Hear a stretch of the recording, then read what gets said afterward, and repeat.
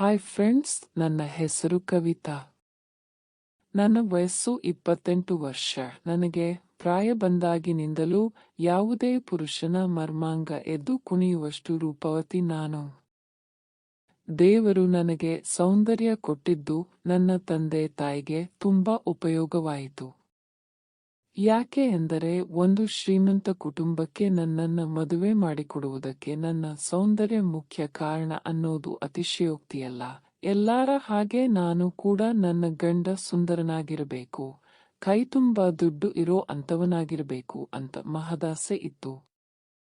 ಇನ್ನೇನು ನನ್ನ ಡಿಗ್ರಿ ಮುಗಿತಾ ಇದೆ ಅನ್ನೋಷ್ಟರಲ್ಲಿ ನನ್ನ ತಂದೆಗೆ ಈ ಮದುವೆ ಪ್ರಸ್ತಾಪ ಬಂದಿತು. ಮೊದಲೇ ನಮ್ಮದು ಮಿಡಲ್ ಕ್ಲಾಸ್ ಫ್ಯಾಮಿಲಿಯಾಗಿದ್ದರಿಂದ ಈ ಸಂಬಂಧ ಬೇಡ ಅನ್ನೋ ತರ ಇರಲಿಲ್ಲ. ಅದರಲ್ಲೂ ಮದುಮಗ ದೀಪಕ್ ನೋಡೋಕೆ ಹ್ಯಾಂಡ್ಸಮ್ ಆಗಿದ್ದ. ದೀಪಕ್ ಹೈದರಾಬಾದ್ನಲ್ಲಿ ಒಂದು ಮೆನ್ಕ್ ಕಂಪನಿಯಲ್ಲಿ ಕೆಲಸ ಮಾಡುತ್ತಿದ್ದು, ತಿಂಗಳ ಸಂಬಳ 1,00,000 ಮೇಲಿತ್ತು. ಇಷ್ಟೇ ಸಾಕಿತ್ತು ನನ್ನ ತಂದೆಗೆ ಮದುವೆ ನಿಶ್ಚಯ ಮಾಡೋದಕ್ಕೆ.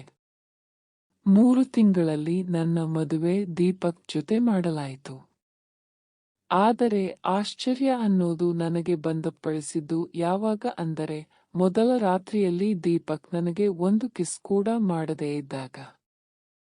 ಯಾಕೋ ಟೆನ್ಷನ್ನಲ್ಲಿ ಇರೋ ಹಾಗೆ ಕಾಣಿಸುತ್ತಿದ್ದರು. ಸ್ವಲ್ಪ ಹೊತ್ತು ಮಾತಾಡಿಕೊಂಡು ಮಲಗಿಬಿಟ್ಟೆವು. ಗಂಡನ ಮನೆಯಲ್ಲಿ ಎಲ್ಲರೂ ನನ್ನನ್ನು ಚೆನ್ನಾಗಿಯೇ ನೋಡಿಕೊಂಡರು.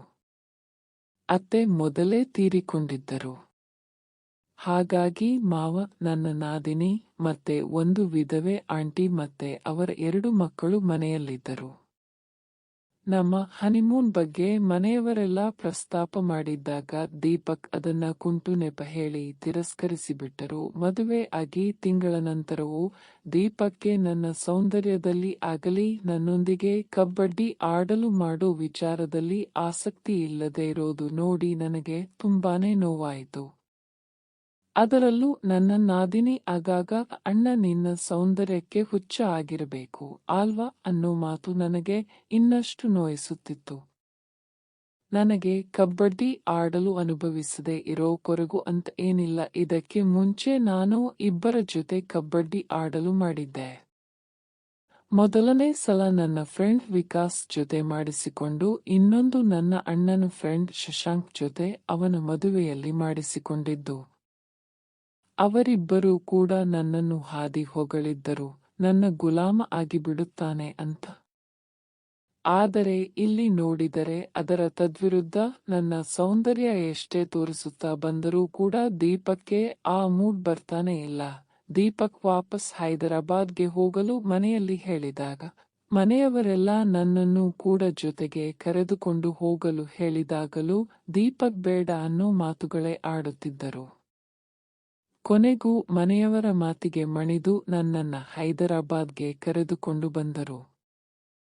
ತಿಂಗಳ ಟೈಮ್ನಲ್ಲಿ ನಾವು ನಿಧಾನವಾಗಿ ಸೆಟ್ಲ್ ಆದೆವು. ಕೆಲವೊಂದು ಸಲ ಮಲಗೋ ಟೈಮ್ನಲ್ಲಿ ದೀಪಕ್ಗೆ ತುಂಬಾನೇ ಉದ್ರೇಕ ಬರುತ್ತಿದ್ದದ್ದು ನೋಡಿ ನಾನು ಕೂಡ ಉದ್ರೇಕ ಪಟ್ಟುಕೊಳ್ಳುತ್ತಿದ್ದೆ. ಆದರೂ ಕೂಡ ನನ್ನನ್ನ ಮುಟ್ಟುತ್ತಲೇ ಇರಲಿಲ್ಲ. ಹೀಗೆ 6 ತಿಂಗಳು ಕಳೆದರೂ ನಾನು ಇನ್ನೂ ಕಾಯುತ್ತಲೇ ಇದ್ದೆ. ಈ 6 ತಿಂಗಳಲ್ಲಿ ದೀಪಕ್ನ ಒಲಿಸಿಕೊಳ್ಳೋ ನನ್ನ ಎಲ್ಲಾ ಪ್ರಯತ್ನ ವ್ಯರ್ಥ ಆಗಿತ್ತು. ದೀಪಕ್ ನನ್ನಿಂದ ದೂರವೇ ಇರುತ್ತಿದ್ದರು. ಈ ಹೊತ್ತಿಗೆ ನಾನು ದೀಪಕ್ಗೆ ನನ್ನ ಬ್ರಾ ಹುಕ್ ಹಾಕಲು ಹೇಳೋದು, ಬಂದಾಗ ನನ್ನ ಅಂಗಾಂಗ ತೋರಿಸೋದು ಎಲ್ಲಾನೂ ಮಾಡುತ್ತಿದ್ದೆ. ಆದರೂ ಏನೂ ಪ್ರಯೋಜನ ಇರಲಿಲ್ಲ. ಬರಬರುತ್ತಾ ನನಗೆ ಅನುಮಾನ ಮೂಡಲು ಶುರುವಾಯಿತು. ಎಲ್ಲಿ ಇವರಿಗೆ ಬೇರೆ ಹೆಣ್ಣಿನ ಜೊತೆ ಏನಾದ್ರೂ ಸಂಬಂಧ ಇದ್ದು ಅದರಿಂದ ನನ್ನನ್ನು ದೂರ ಮಾಡುತ್ತಿದ್ದಾರೋ ಏನೋ ಅಂತ. ಒಂದು ದಿನ ನನ್ನ ತಾಳ್ಮೆ ಕಳೆದುಕೊಂಡು ಕಿರುಚಾಡಿ ನನಗೆ ಉತ್ತರ ಬೇಕು ಅಂತ ಕೇಳಿದೆ. ದೀಪಕ್ ಸಮಾಧಾನವಾಗಿಯೇ ಯಾವ ಹೆಣ್ಣಿನ ಜೊತೆಗೂ ಆ ರೀತಿಯ ಸಂಬಂಧ ಇಲ್ಲ ಅಂತ ಹೇಳಿ ಸುಮ್ಮನಾದರು. ಇದರ ಮಧ್ಯೆ ನಮ್ಮ ಆಂಟಿ ಬೇರೆ ಆಗಾಗ ಫೋನ್ ಮಾಡಿ ಎಲ್ಲ ಸರಿ ಇದೆಯಾ ಅಂತ ಕೇಳೋದು ಬೇರೆ. ಅವತ್ತೊಂದು ದಿನ ನಾನು ಆಂಟಿಗೆ ಫೋನ್ ಮಾಡಿ ಕೋಪದಲ್ಲಿ, ಯಾಕೆ ನನ್ನ ಜೀವನ ಹಾಳು ಮಾಡಿದ್ದೀರಿ? ಮದುವೆ ಆಗಿ 6 ತಿಂಗಳಾದರೂ ಗಂಡ ಆದವನು ಇನ್ನೂ ಕನ್ಯತ್ವವನ್ನು ಮುಟ್ಟಿಯೇ ಇಲ್ಲ. ನಾನು ಎಷ್ಟೇ ಪ್ರಯತ್ನ ಪಟ್ಟರೂ ಯಾಕೆ ನನ್ನ ಮುಟ್ಟುತ್ತಲೇ ಇಲ್ಲ ಅಂತೆಲ್ಲ ಎಗರಾಡಿದೆ. ಆಗ ಆಂಟಿ ಫೋನ್ ಕಟ್ ಮಾಡಿದರು. ಫೋನ್ ಕಟ್ ಮಾಡೋಕೆ ಮುಂಚೆ ಯಾರ ಹತ್ತಿರನೋ ನಾವು ಏನ್ ಅಂದುಕೊಂಡಿದ್ವೋ ಅದೇ ಆಗಿದೆ ಅಂತ ಹೇಳೋದನ್ನ ಕೇಳಿಸಿತು. ಅವತ್ತು ರಾತ್ರಿ ಇಡೀ ಆಕಾಶವೇ ಕಳಚಿ ಕೆಳಗೆ ಬಿತ್ತು. ಅವತ್ತು ದೀಪಕ್ ನನಗೆ ಡ್ರಿಂಕ್ಸ್ ಮಾಡಿಸಿ ಮಾತಾಡುತ್ತಾ ಅನ್ನೋದು ಬಾಯಿ ಬಿಟ್ಟ. ಮೊದಲಿಗೆ ನನಗೆ ನಗು ಬಂತಾದರೂ ಮರುಕ್ಷಣ ಕಣ್ಣೀರಧಾರೆ ಒಂದೇ ಬಾಕಿ ಉಳಿದಿತ್ತು. ಮತ್ತೆ ಯಾಕೆ ನನ್ನ ಜೀವನ ಹಾಳು ಮಾಡಿದೆ ಅನ್ನೋ ಮಾತಿಗೆ ದೀಪಕ್ ಸಾರಿ, ಮನೆಯವರ ಒತ್ತಾಯಕ್ಕೆ ಮದುವೆ ಆಗಿದ್ದು ಅಂತ ಹೇಳಿದ. ಜೊತೆಗೆ ನಾನು ಚೇಂಜ್ ಆಗೋಕೆ ತುಂಬಾ ಟ್ರೈ ಮಾಡಿದೆ, ಆದರೆ ಆಗುತ್ತಿಲ್ಲ ಅಂತ ಹೇಳಿ ಅಳೋಕೆ ಶುರು ಮಾಡಿದರು. ಇಬ್ಬರೂ ಅಳುತ್ತಾ ಯಾವಾಗ ಮಲಗಿದ್ವೋ ಗೊತ್ತೇ ಆಗಲಿಲ್ಲ. ಮಾರನೇ ದಿನ ದೀಪಕ್ ಎಂದಿನಂತೆ ಆಫೀಸ್ಗೆ ಹೊರಟರು. ಹೋಗೋ ಮುಂಚೆ ನನ್ನ ಬಳಿ ಕ್ಷಮೆ ಕೇಳಿದರು. ನಾನು ಏನೂ ಹೇಳಲಿಲ್ಲ.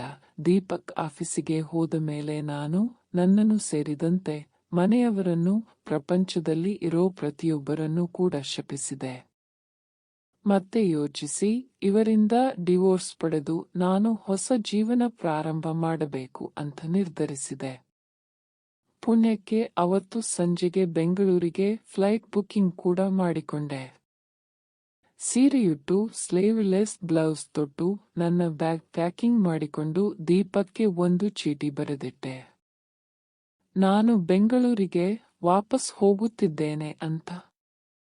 ಇನ್ನೇನು ಮನೆಯಿಂದ ಆಚೆ ಹೋಗೋಣ ಅನ್ನೋ ಅಷ್ಟರಲ್ಲಿ ಡೋರ್ ಬೆಲ್ ಆಯಿತು.